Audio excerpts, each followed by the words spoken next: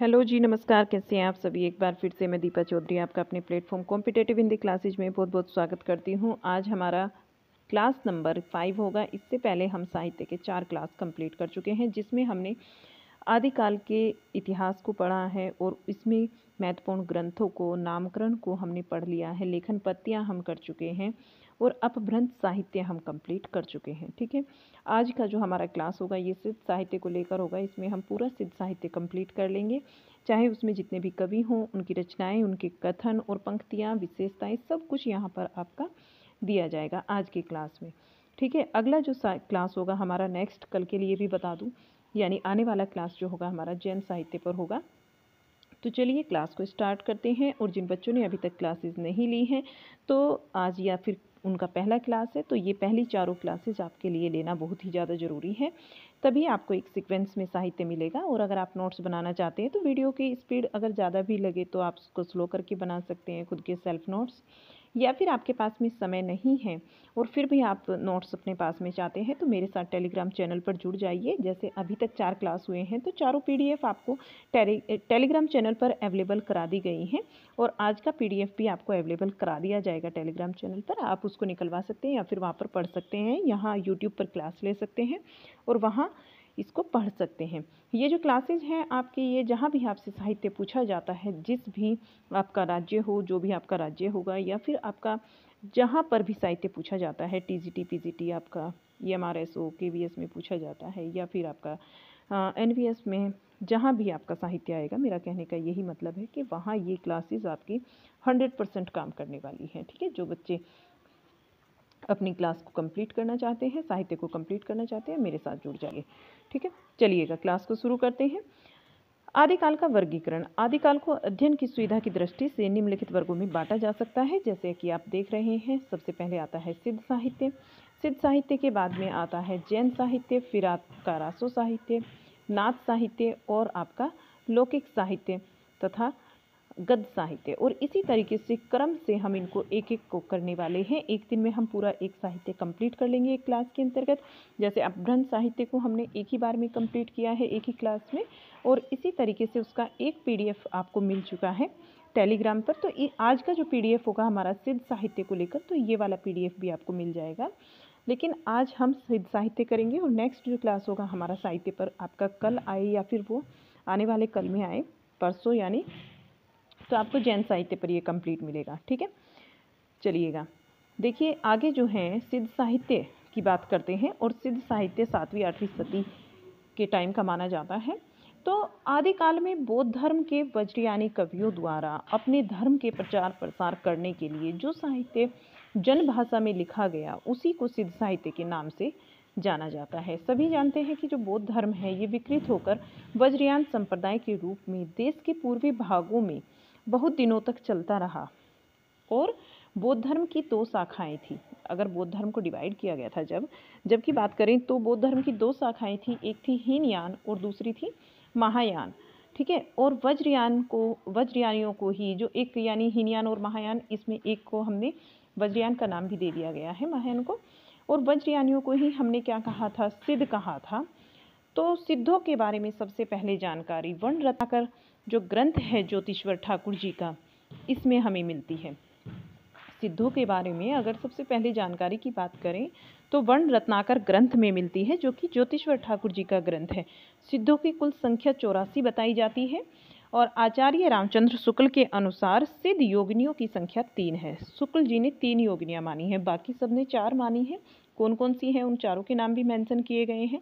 लेकिन ध्यान रखेंगे, अगर क्वेश्चन पूछ लिया जाए कि आचार्य रामचंद्र शुक्ल के द्वारा योगिनियों की संख्या कितनी मानी गई है सिद्ध योगिनी, तो इनकी संख्या मानी गई है 3। और किसको इन्होंने योगिनी नहीं माना है वो भी आपको बताया जाएगा। ठीक है, सिद्ध सरहपा से यह साहित्य आरंभ होता है। राहुल सांकरतायन के अनुसार सरहपा हिंदी के प्रथम कवि माने जाते हैं और सिद्ध पुरुषों को योगी और सिद्ध स्त्रियों को योगिनी कहा जाता है। देखिए, सिद्ध योगिनियों में जो स्त्रियां आती हैं उनके कौन कौन से नाम हैं, तो यहाँ पर मेंशन कर दिए हैं, देख लीजिए इनको।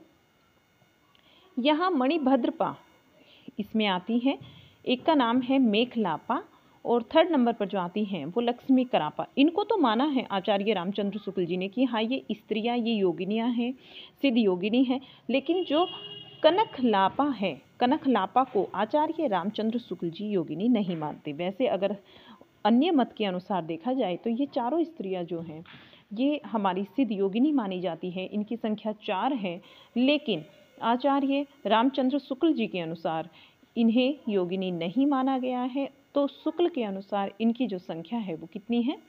3 संख्या मानी गई है, 3 मानी गई है योगिनियाँ, मणिभद्रपा, मेखलापा और लक्ष्मी करापा। आचार्य हजारी प्रसाद द्विवेदी ने सिद्धों की भाषा को आलो अंधारी कहा है। आलो अंधारी का मतलब होता है अंधेरे में उजाला। आलो अंधारी का जो मतलब होता है उसका मतलब अंधेरे में उजाला होता है। साधना अवस्था से निकली सिद्धों की वाणी चर्या गीत कहलाती है। जो साधना अवस्था है इससे निकली हुई वाणी सिद्धों की, उसको हम क्या बोलते हैं? चर्या गीत बोलते हैं। और नेक्स्ट पॉइंट है कि सिद्ध कवियों के द्वारा प्रयुक्त भाषा को संध्या भाषा कहा गया है। जो सिद्ध कवि हैं जैसे सरहपा है, आपके कणहपा है, लुईपा है, सब्रपा है, डोम्बिपा है, तो इनकी जो प्रयुक्त भाषा है, पूछ लिया जा सकता है कि इनकी भाषा कौन सी है, तो उसको क्या नाम दिया गया? संध्या भाषा। जो सिद्ध कवि थे इनकी भाषा को सभी की संध्या भाषा नाम दिया गया है। सिद्धों ने वर्णाश्रम व्यवस्था पर तीव्र प्रहार किया है। और सिद्धों जो है, सिद्धू लिखा है ये थोड़ा मिस्टेक है, मिसप्रिंट हो गया टाइपिंग में, सिद्धों लिखेंगे इसको। सिद्धों में पा शब्द जो है वो आदर्श सूचक होता है, ठीक है। ये मिस्टेक ठीक कर दी जाएगी पीडीएफ में। आगे देखिएगा, प्रमुख सिद्ध कवियों की बात करते हैं। अब सब्रपा की बात करते हैं और सरहपा, ये सारे ही यहाँ पर आ जाएंगे। तो देखिएगा, सबसे पहले नंबर पर आपके सरहपा जी हैं। सरहपा का समय 769 ईस्वी माना है, राहुल सांकरतायन के अनुसार माना गया है 769, ठीक है। 84 सिद्धों में प्रथम सिद्ध कवि की बात करें तो वे सरहपा जी हैं। प्रथम सिद्ध सरहपा सहज जीवन पर बहुत बल देते थे, इसीलिए इन्हें सहजयान का प्रवर्तन नहीं, ये प्रवर्तक है, प्रवर्तक कहा जाता है। और सरहपा पाल शासक धर्मपाल के समकालीन थे। ये पूछ लिया जा सकता है कि सरहपा जी किसके समकालीन थे। अब मैचिंग कीजिए, कुछ मैचिंग में आ जाती हैं चीज़ें। तो ये किसके समकालीन थे? ये पाल शासक थे, धर्मपाल, ये धर्मपाल के समकालीन थे। धर्मपाल का जो शासन काल है वो 770 ईस्वी से लेकर 810 ईस्वी तक माना जाता है। तो यहाँ तक का अगर आपको क्लास पसंद आ रहा है तो क्लास को लाइक ज़रूर कीजिएगा और अपने दोस्तों में इसको शेयर कीजिएगा। आगे देखिए, चैनल को सब्सक्राइब कर लीजिए। देखिएगा आगे, सरहपा का मूल नाम राहुल भद्र था। अगर इनके मूल नाम की या बचपन के नाम की बात करते हैं तो इनका नाम था राहुल भद्र। सहजयान के प्रवर्तक कौन थे, ये भी आपसे पूछा जा सकता है, तो वो भी आप सरहपा ही बताएंगे। इनके कुछ अन्य नाम हैं, उनको देख लीजिए। जैसे राहुल भद्र के नाम से इनको जाना जाता है, सरोज वज्र भी इन्हें कहा जाता है, पदम वज्र कहा जाता है, सरह कहा जाता है और सरहपाद का इन्हीं का नाम है, ठीक है। कुछ प्रमुख इनके ग्रंथ हैं। तो महत्वपूर्ण ग्रंथ की अगर बात करें तो दोहा कोश है, और इसको आप स्टार मार्क भी कर लेंगे। दोहा कोश इनका महत्वपूर्ण ग्रंथ है। और कुछ अन्य ग्रंथ भी इनके माने गए हैं, जैसे दोहा कोश गीति, चर्या गीति दोहा कोश और उपदेश गीति दोहा कोश, ठीक है। इसको स्टार मार्क करेंगे, ज़्यादा आपसे यही पूछा जाता है। वैसे सरहपा जी के द्वारा 32 ग्रंथ बताए जाते हैं कि इन्होंने 32 ग्रंथों की रचना की है, लेकिन वे अवेलेबल नहीं है, उपलब्ध नहीं है। दोहा कोश ही उपलब्ध है। और इस दोहा कोश के संपादक कौन थे? प्रबोध चंद बागजी, ठीक है। इसके संपादक कौन थे? प्रबोध चंद बागजी इसके संपादक थे। एक एक पॉइंट आप यहाँ से ढूंढ कर लाया गया है आपके लिए, ठीक है। बहुत ही इंपॉर्टेंट आपके नोट्स बनेंगे अगर आप अपने सेल्फ नोट्स बनाना चाहते हैं। कुछ नहीं छूटने वाला और कहीं जाने की ज़रूरत नहीं है आपको। कोई बैच आपका 10,000 रुपये का होगा, कोई आपका 5,000 रुपये का, कहीं जाने की ज़रूरत नहीं है। यहाँ मेरे साथ जुड़िएगा, आपको सारी क्लासेस अवेलेबल कराई जाएंगी, एक एक पॉइंट अवेलेबल कराया जाएगा। और पीडीएफ भी अगर आप नहीं बना सकते, व्यस्त हैं, कोई काम है या नहीं आपके पास समय है, जो भी है, तो टेलीग्राम चैनल से जुड़ जाइएगा, वहाँ आपको पीडीएफ भी इसका अवेलेबल कराया जाएगा, ठीक है। बस आपसे एक ही रिक्वेस्ट है, डिमांड आपसे एक ही है कि आप क्लास को ज़्यादा से ज़्यादा लाइक और शेयर करेंगे। चलिएगा, और कमेंट में बताइए कि आपको क्लास लग कैसी रही है, ठीक है। इसके प्रति आपका रिस्पॉन्स कैसा है। देखिए आगे, दोहा कोश में तिलोपा और जो कन्हापा थी उनकी रचनाओं को भी यहाँ पर संकलित किया गया है। सर क्या होता है? सर ये एक बाण, बर्छी और तीर बनाने वाले जो लोग होते थे, ये कैटेगरी जो थी बाण, बर्छी और तीर बनाने वाले लोगों की, तो उनको सर बोलते थे उस समय पर। तो इनकी कन्या के साथ में विवाह करने के कारण ही सरहपा, जो राहुल भद्र थे, इनका नाम क्या पड़ा था? सरहपा पड़ा था। ठीक है, सरहपा ने पाखंड और आडंबर का विरोध किया था। पाखंड और आडंबर का इन्होंने विरोध किया, ध्यान रखिएगा। इन्होंने गुरु सेवा को महत्व दिया है। यह नालंदा विश्वविद्यालय में छात्र रहे हैं। सरहपा जी नालंदा विश्वविद्यालय में छात्र रहे हैं और अध्यापक के तौर पर भी इन्होंने यहाँ पर काम किया है।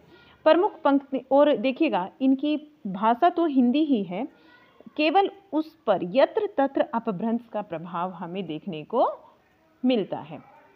ठीक है, आगे इनकी कुछ प्रमुख पंक्तियां हैं जिनको मैंने भावार्थ सहित यहाँ पर लिया है आपके लिए, तो उनको भी देखिएगा। देखिए, जो जही मान पवन ना संचरई रवि शशि नाही पवेश, तही बड़ चित विमास करूँ सरहे कही हुएस। ठीक है, ये पंक्ति आपको यहाँ दी गई है और इनका मतलब क्या है? जही मान पवन न संचरई, जहाँ मन और पवन की गति नहीं है, नहीं संचरित है, चली नहीं रही है, मन और पवन की गति नहीं है। रवि शशि नाही पवेश, और जहाँ रवि और शशि, सूर्य और चंद्रमा की भी पहुँच नहीं है। तही बढ़ चित विषाम करूं सरहे कही उवेश।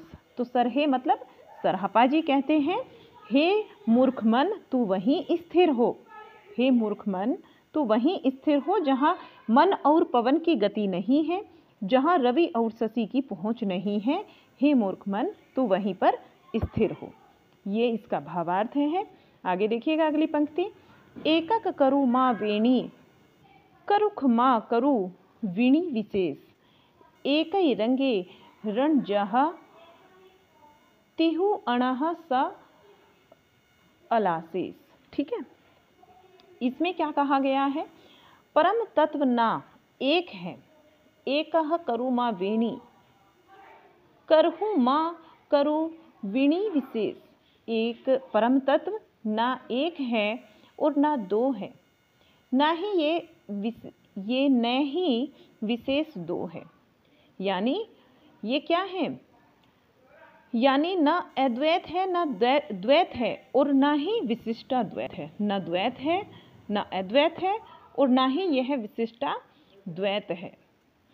एक ही रंगे रजू तिहु अणह स अलेस, तीनों लोग संपूर्ण रूप से उसी परम तत्व के रंग और रूप में रंगे हुए हैं। ये है सरहपा की पंक्तियाँ और काफ़ी इम्पोर्टेंट पंक्ति हैं आपके लिए सारी ही। देखिएगा नेक्स्ट पंक्ति। आईनः अंतनः, आईनः अंतनः, इस परम पद का ना आदि है ना अंत है। मजह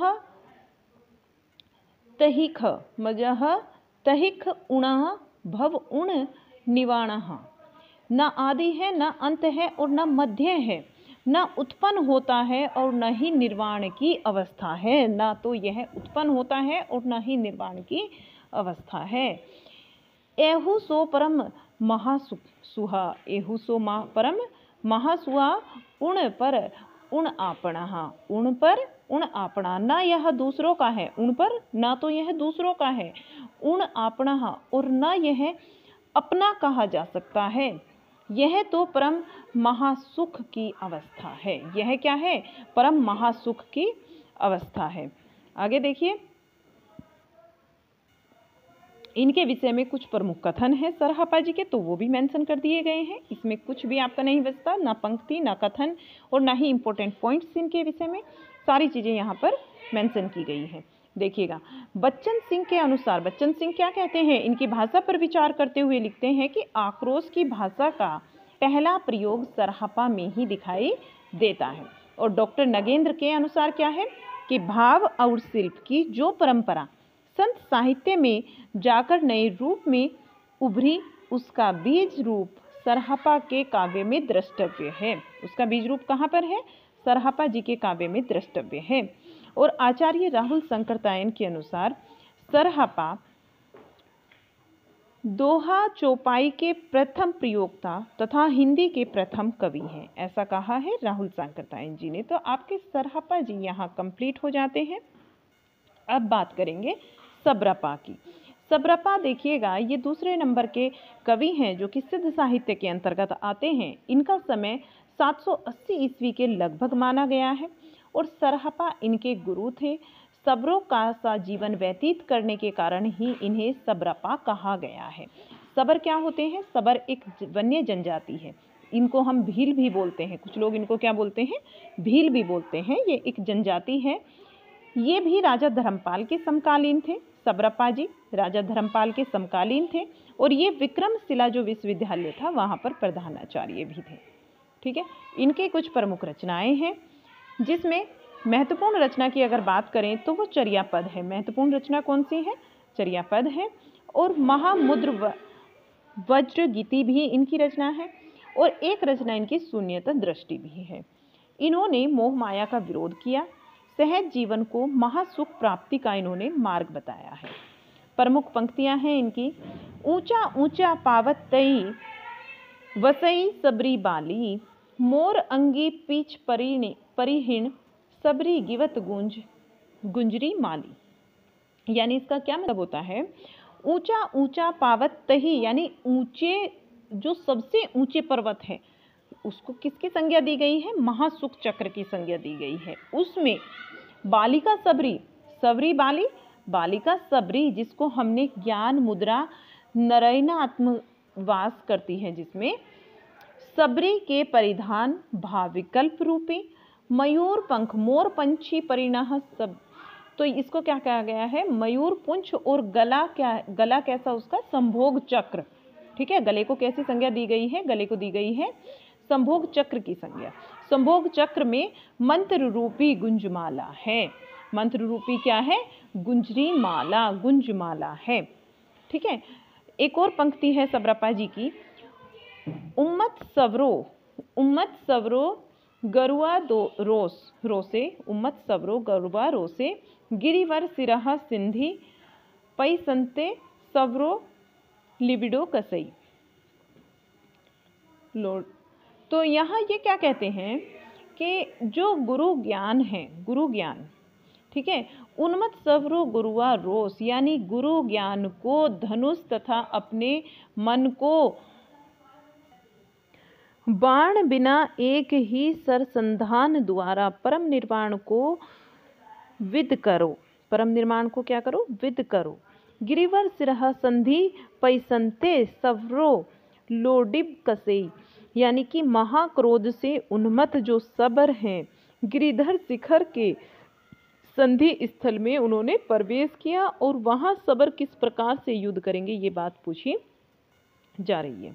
आगे देखिए, नंबर 3 पर आते हैं सिद्ध कवि लुइपा जी। लुइपा के जन्म की बात करते हैं तो इनका जो समय माना जाता है वो 773 ईस्वी माना जाता है और इनके गुरु थे सबरपा जी। ये किसके शिष्य थे? सबरपा के शिष्य थे। लुइपा भी राजा धर्मपाल के शासनकाल में एक कायस्थ परिवार में उत्पन्न हुए हैं। यह राजा धर्मपाल के समकालीन थे। सिद्ध साधना की दृष्टि से इनका सर्वोच्च स्थान है। उड़ीसा के तत्कालीन शासक दारिकपा और उनके मंत्री डोंगीपा इनके शिष्य बने थे। इनकी कविता में रहस्य भावना की प्रधानता है। यहाँ देखेंगे इनकी जो कविता है इसमें रहस्य भावना की प्रधानता है। ये जातिवाद और आडंबर के विरोधी थे। इनके उपनाम कौन कौन से हैं? लुइपाद, लुइचरण और लुहिपा, ये इनके उपनाम हैं। इन्हें इन नामों से भी पुकारा जाता है। इनकी कुछ प्रमुख पंक्तियां हैं, तो पंक्तियां देखिएगा। का तरुवर पंच बिडाल, का तरुवर पंच बिडाल, चंचल चिये पाठियो कोल काल, चंचल चिये पाठियो पाइठो काल। ठीक है, इसमें क्या कहा गया है कि ये का तरुवर मतलब ये जो शरीर है ये क्या है? हमारा एक वृक्ष है। पंच विडाल मतलब 5 इंद्रियां, इसकी 5 शाखाएं हैं। चंचल चिये और चंचल चित्त में पाठ्यो काल, काल जो है वो प्रवेश, काल का प्रवेश हुआ है। चंचल चित्त में क्या हुआ है? काल का प्रवेश हुआ है। ढीठ करिय महासुहा परिणाम, लुई भणई गुरु पुच्छ आजान। इसका मतलब है कि ढीठ करिय, इसकी पकड़ से बच निकलने के लिए, महासुख परिणाम, दृढ़ होकर महासुख में रमो। इसकी पकड़ से बचने के लिए, इस काल की पकड़ से बचने के लिए दृढ़ होकर महासुख में रमो। लुई भणई, भणई, लुई क्या कहते हैं, लुईपा जी क्या कहते हैं, गुरु पूछे ही जान, कि गुरु से जिज्ञासा प्रकट कर इसे जानो। गुरु से जिज्ञासा प्रकट कर इससे जानो। ठीक है, नेक्स्ट है पंक्ति, सल मसाही कही करी आई, सुख दुखते नीचत मरई आई। यानी समाधि लगाकर भी क्या करेंगे, सल समाही कही करी, समाधि लगाकर भी क्या करेंगे, सुख दुख का भोग होकर, सुख दुखते सुख दुख को भोग होकर ही निश्चित मरई, मृत्यु निश्चित है। सुख दुख का भोग होकर ही मृत्यु क्या है, निश्चित है। समाधि लगाकर कर भी क्या लेंगे, जब तक सुख और दुख का भोग नहीं करेंगे, भोग होगा तभी मृत्यु निश्चित होगी। ऐसे समाधि लगाने से मोक्ष नहीं मिलने वाला है। इनके विषय में महत्वपूर्ण ग्रंथ कौन से हैं, कथन कहे गए हैं। देखिए, प्रभावशाली सिद्ध होने के कारण इनका प्रथम स्थान है, ऐसा कहा है डॉक्टर रामकुमार वर्मा जी ने। ये कथन है डॉक्टर रामकुमार वर्मा का। और 4th नंबर पर आते हैं कणहप्पा जी। ठीक है, यहाँ तक हमने 3 सिद्ध कवियों को पढ़ लिया है और अब हमारा आता है 4th नंबर पर कणहप्पा जी। क्लास कैसी लग रही है ज़रूर बताइए और क्लास को लाइक शेयर करना मत भूलिएगा। ठीक है, अभी तक भी अगर आपने चैनल सब्सक्राइब नहीं किया तो सबसे पहले चैनल को सब्सक्राइब कर लीजिए। उम्मीद करती हूँ पूरे YouTube पर आपको इस तरीके से साहित्य किसी ने नहीं कराया होगा, ये फर्स्ट टाइम आपको कराया जा रहा है। तो ज़्यादा से ज़्यादा लोग क्लास में जुड़ने का प्रयत्न करें और ज़्यादा से ज़्यादा क्लास को शेयर करने का प्रयत्न करें, ताकि सभी ज़रूरतमंद लोग इस तक पहुँच सकें। देखिएगा, समय 820 ईस्वी के लगभग माना जाता है कणहप्पा जी का। इनका जन्म स्थान कर्नाटक में है और ये कर्नाटक में जो है एक ब्राह्मण परिवार में उत्पन्न हुए थे। ब्राह्मण परिवार में इनका जन्म हुआ था। इनके द्वारा लिखे हुए 74 ग्रंथ बताए जाते हैं। सिद्धों में सबसे अधिक रचना करने वाले सिद्ध कणहप्पा जी ही हैं, क्योंकि 74 ग्रंथ बताए जाते हैं, लेकिन वे अवेलेबल नहीं हैं। ठीक है, वे हमें प्राप्त नहीं हैं। इन्होंने शास्त्रीय रूढ़ियों का खंडन किया और इनका जो कार्य क्षेत्र था वो सोमपुरी बिहार था। पैदा कहाँ पर हुए थे ये, इनका जन्म हुआ था कर्नाटक में, लेकिन कार्य क्षेत्र कहाँ रहा इनका, सोमपुरी बिहार। ठीक है, इनके गुरु का नाम था जलंधरपा, ध्यान में रखेंगे इनको। इनके गुरु का जो नाम है वो जलंधरपा है। राहुल सांकरतायन के मुताबिक कणहप्पा पांडित्य और कवित्य में बेजोड़ थे, यानी इनके जैसा कवि कोई नहीं हुआ, ना ही तो पांडित्य में और ना ही कवित्व में, आचार्य राहुल सांकरतायन जी के अनुसार। देखिए, इनकी कुछ प्रमुख लोकप्रिय कविताएं रही हैं, जिनमें प्रार्थना आती है, पिताओं के बारे में आती है, ये इनकी कविता है, और अंतिम आलाप, ये भी इनकी कविता है कणहप्पा जी की। तो इन्हें तीनों को ध्यान में रखेंगे। फिर राहुल सांकरतायन जी की बात करें तो इन्होंने कणहप्पा जी की मगही भाषा में लिखित, देखिए मगही में लिखित 6 ग्रंथ इन्होंने बताए हैं। और ये 6 ग्रंथ मैंने यहाँ मेंशन कर दिए, लेकिन हमें ये याद रखने की ज़रूरत नहीं है। लेकिन फिर भी अगर आपको मैं इतना ही बताती कि 6 ग्रंथों का उल्लेख किया तो आपको मन में क्वेश्चन होता कि कौन से 6 ग्रंथ है। तो पहले का नाम है इसमें कणहप्पा गीतिका, महाढुडुलमूल, बसंत तिलक, असंबद्ध दृष्टि, वज्रगीत और दोहा कोश। और इनकी प्रमुख रचनाएं कौन सी हैं जो मतलब इम्पोर्टेंट है, जो याद रखनी चाहिए, कणहपाद गीतिका और चर्या गीत विनिश्चय। ये आपकी चर्या विनिश्चय, ये जो है इनकी दोनों महत्वपूर्ण रचनाएं हैं। प्रमुख पंक्तियां देख लेते हैं कणहप्पा जी की। मन तरु पंच इंद, मन तरु पंच इंद, 5 इंद और तसु साहा, आशा बहल पता फल वाहा, आशा बहल पता फल वाहा। इसका मतलब है कि मन तरु, मन जो है हमारा एक पेड़ है, तरु का पेड़ है। मन क्या है, एक तरु है।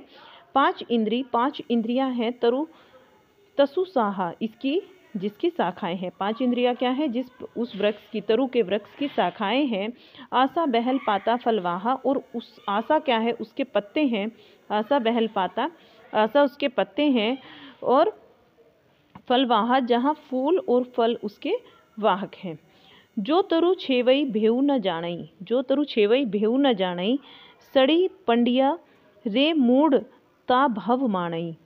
इसका मतलब है कि इस तरु को काटना और विच्छेद करना नहीं जानता, जो भी इस तरु को, जो तरु छेदई भेऊ न जानई, जो तरु को छेद करना, काटना और विच्छेद करना नहीं जानता है, सड़ी पड़िया रे मूढ़ता भव माणई, यानी कि वह मूर्ख जो है, वह मूर्ख इंसान जो तरु को काटना और विच्छेद करना नहीं जानता, वह मूर्ख संसार की दुख जल निधि में पड़कर जन्मों जन्मों तक सड़ता रहता है। ठीक है, इंपॉर्टेंट पंक्ति है दोनों, इनको ध्यान में रखेंगे। महत्वपूर्ण कथन है, अब देख लीजिए इसके।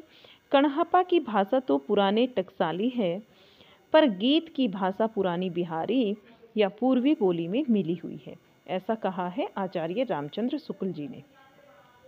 नेक्स्ट पॉइंट है कि कणहपा सिद्धों में विद्वता की दृष्टि से सर्वश्रेष्ठ है। कणहपा जी सिद्धों में जितने भी सिद्ध हुए हैं, जो 84 सिद्ध थे, उनमें विद्वता की विद्वान, इतने बड़े विद्वान थे कि उसके विद्वता की दृष्टि में ये सबसे ज़्यादा श्रेष्ठ समझे गए हैं डॉक्टर रामकुमार वर्मा के द्वारा, ये कथन कहा गया है। नेक्स्ट है, कणहपा पांडित्य और कवित्व में बेजोड़ थे। ये कथन किसका है? पहले भी बताया मैंने, राहुल शंकरतायन जी का। ठीक है, ध्यान में रखेंगे, महत्वपूर्ण कथन है। नेक्स्ट नंबर पर आता है डोम्बिपा। नंबर 5 पर प्रमुख जो सिद्ध हुए हैं वे डोम्बिपा जी हैं। इनके गुरु का नाम विरूपा था। इनके जो गुरु हैं, गुरु का नाम क्या हुआ? विरूपा हुआ, और इनका समय माना गया है 840 ईस्वी। इनके उपनाम थे डोम्बिपा और डोम्बिपाद, ये इनके उपनाम थे। जन्म स्थान की बात करें तो मगध के क्षत्रिय वंश में ये उत्पन्न हुए थे। मगध राज्य के क्षत्रिय वंश में उत्पन्न हुए थे, और इन्होंने 21 ग्रंथों की रचनाएं की है। अभी तक जो सबसे ज़्यादा ग्रंथ लिखे हैं वो कणहपा जी ने लिखे हैं। फिर 32 ग्रंथ की बात करें तो सरहपा जी के आए थे, और 21 ग्रंथों की बात करते हैं तो वे डोम्बिपा जी के आते हैं, और उनमें 3 ही उपलब्ध हैं। ये जो 21 ग्रंथों की रचना इन्होंने की है, ऐसा बताया जाता है कि 21 ग्रंथों की रचना इन्होंने की, लेकिन उसमें से हमारे पास जो अवेलेबल ग्रंथ है, जो उपलब्ध हैं ग्रंथ, वो 3 ही हैं, जिनमें आते हैं, तीनों इंपॉर्टेंट है, आपकी परीक्षा में पूछे हुए हैं। डोम्बी गीतिका, अक्षरद्वाकोपदेश और योगचर्या, ये तीनों इंपॉर्टेंट हैं। और इनके विषय में, डोम्बिपा जी के विषय में जो प्रमुख कथन दिया गया है वह है डोम्बिपा। देखिएगा, डोम्बिपा सरस कवि हैं, और सरसता के साथ उपदेशात्मकता इनके काव्य की विशेषता है। सरसता के साथ में उपदेशात्मकता क्या है? इनके काव्य की विशेषता है। ये कथन विश्वनाथ प्रसाद मिश्र जी का है। इनकी प्रमुख पंक्तियां देख लीजिए। गंगा जमुना माझी रे बहिनाई, तही बुडीली माँ तिंग पोइया लीले पार करई। इसका मतलब हुआ, गंगा जमुना यानी कि गंगा और जमुना जो है, गंगा और जमुना यानी आप इनको 2 अन्य नामों से भी जानते हैं, चंद्रभास और सूर्यभास के बीच, माझी रे बहिनाई के बीच, इन दोनों की शुक्र नाड़ी के रूप में एक नौका चलती रहती है। तही बुड़ीली मातंगी पोया लीले पार करई, यानी कि मातंगी योगिनी उसमें विराजित है। मातंगी जो योगिनी है वो उसमें विराजित है, और इसीलिए वह अपने समस्त पुत्रों को, इसीलिए मातंगी योगिनी, माता जो होती है, मातंगी योगिनी, माता रूपी योगिनी उसमें विराजित है, और लीले पार करई, यानी कि इसीलिए वह अपने समस्त पुत्रों को लीला क्रम में पार लगा देती है। ठीक है, तो पंक्तियों का अर्थ जब आपको बताया जा रहा है तो पंक्तियाँ आसान भी लग रही होंगी, नहीं तो ये समझ में नहीं आती हैं। इनकी जो भाषा है थोड़ी डिफरेंट होती है, लेकिन अर्थ के साथ जब आप उसको 2 बार 3 बार पढ़ लेंगे तो वो खुद आपको सारी चीज़ें समझ में आने लगेंगी। नेक्स्ट पंक्ति को देखिएगा। बाहु तो डोम्बी बहालो डोम्बी, बाटत भइल उछारा, सदगुरु पा अपसाए जाइब पुणु जिन उरा। इसका मतलब है, ओ डोम्बी डोम्बिपा के लिए कहा जा रहा है, बहुतो डोम्बी, ओ डोम्बी तो इस खेती चलो, तुम इस खेती चलो, इस रास्ते चलो, रास्ते में बहुत देर हो गई है, तुम इस वाले रास्ते से चलो, तुम्हें रास्ते में बहुत देर हो गई है। सदगुरु, देखिएगा सदगुरु यहाँ पर क्या कहते हैं कि ये कहते हैं कि तुम लगातार नौका खेती रहो, तुम लगातार नौका को खेती रहो, खेती खेने का मतलब है नौका को चलाती रहो, नाव को चलाती रहो, और गुरु कृपा से मैं पुनः जिनपुरा जाऊंगा। ठीक है, इसका ये मतलब हुआ जबई पुणु जिनूरा, यानी कि गुरु की अगर कृपा है तो मैं पुनः जिनपुरा जाऊंगा। तुम लगातार इस नौका को खेती रहो, उडोम्बी।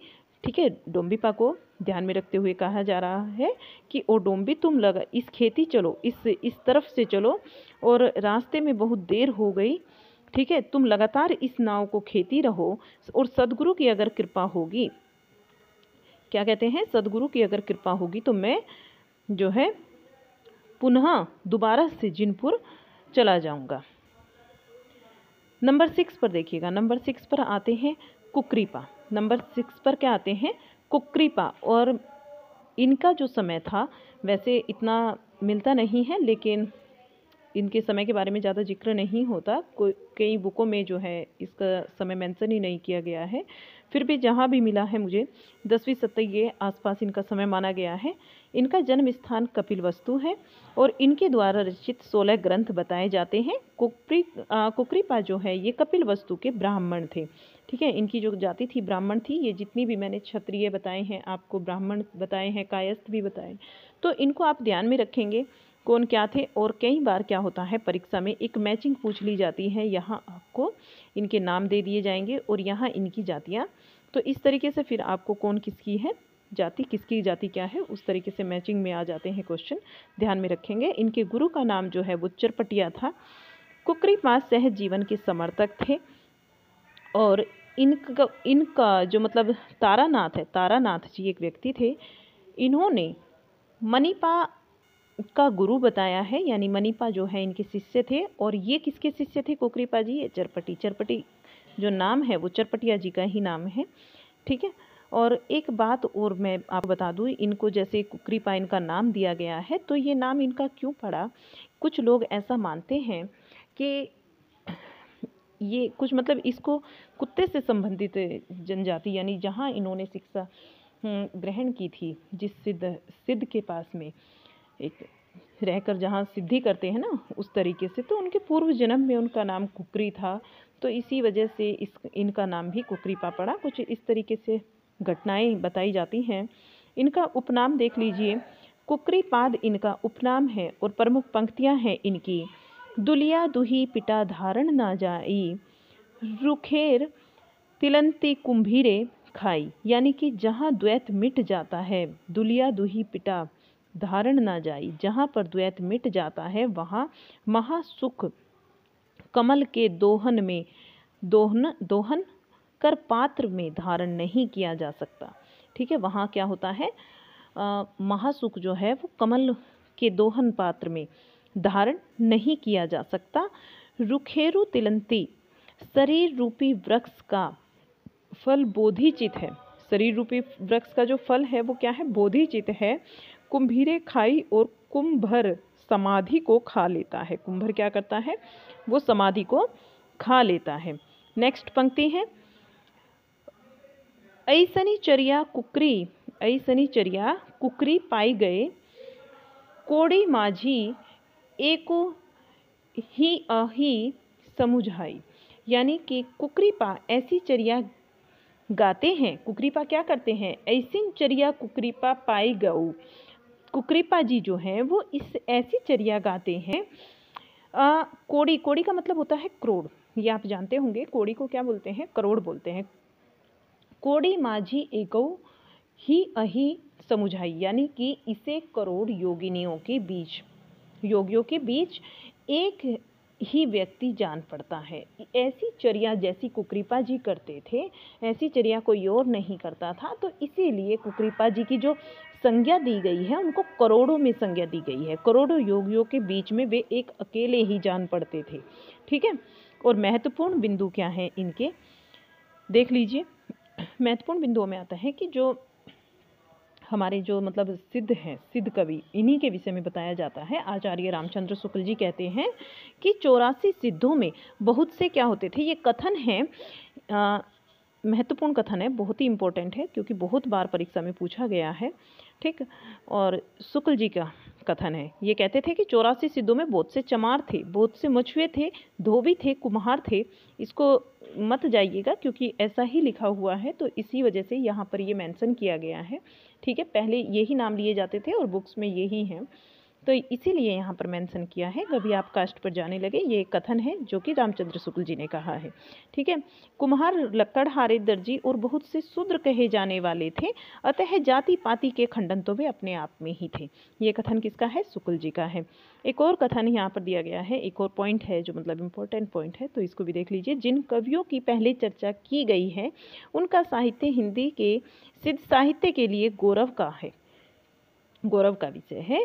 और इन कवियों ने हिंदी साहित्य में कविता की जो प्रवृत्तियां आरंभ की, उनका प्रभाव भक्ति काल तक चलता रहा। उनका प्रभाव कब तक चला? भक्ति काल तक चलता रहा है। सिद्ध योगिनी, अब सिद्ध योगिनियों की बात कर लेते हैं। इनकी संख्या 4 है। ऊपर मैंने सबसे पहले भी आपको बताया था, फिर से एक बार मेंशन कर दिया, आप कभी समझे। इनके विषय में ज़्यादा कुछ मिलता नहीं है, तो यहाँ इनके नाम ही मेंशन किए गए हैं। सिद्ध योगिनियों की बात करते हैं तो इनकी संख्या 4 है। मणिभद्रपा, मेखलापा, लक्ष्मीकरापा और कनकलापा जो हैं, इनको आचार्य रामचंद्र शुक्ल ने नहीं माना है। ठीक है, इसलिए मैं लिख रही हूँ, आचार्य रामचंद्र शुक्ल जी ने इनको नहीं माना है। योगिनी, सिद्ध योगिनी नहीं मानते हैं, बाकी लोग मानते हैं। तो यहाँ चारों के नाम मेंशन किए गए हैं और ये किसके अनुसार नहीं है? रामचंद्र शुक्ल के अनुसार। ठीक है, तो ये ध्यान में रखेंगे। और यहाँ जो है आपका सिद्ध साहित्य कंप्लीट हो जाता है, तो ये भी आप ध्यान में रखेंगे। अब जो हमारा नेक्स्ट टॉपिक होगा वो जैन साहित्य को लेकर होगा। इसका क्लास आपको कल नहीं मिलेगा, जैन साहित्य का आपको परसों मिलेगा, क्योंकि मुझे ये सारी चीज़ें टाइप करने में समय लगता है और फिर मेरा एक एग्ज़ाम भी है, तो मुझे वो भी देना है। तो इस वजह से आपके लिए जो टाइपिंग है उसमें थोड़ा टाइम लग जाता है करने में। तो मैं परसों आपको इसका क्लास दूंगी जैन साहित्य का, और पूरा एक ही क्लास होगा। उसमें सारे जितने कवि होंगे, रचनाएं होंगे या कुछ विशेषताएं वगैरह जो भी होंगी, सब चीज़ें एक ही जगह पर मिलेगी। क्लास को अभी तक आपने अगर सब्सक्राइब नहीं किया, चैनल को सब्सक्राइब कर लीजिए, लाइक शेयर करना मत भूलिए, लाइक कर दीजिए क्लास को। ठीक है, और ज़्यादा से ज़्यादा अपने फ्रेंड्स सर्कल में, अपने ग्रुप्स में इसको शेयर कीजिएगा। धन्यवाद। मिलते हैं आपसे एक और नई क्लास के साथ में, जैन साहित्य का क्लास लेकर। तब तक के लिए बाय बाय।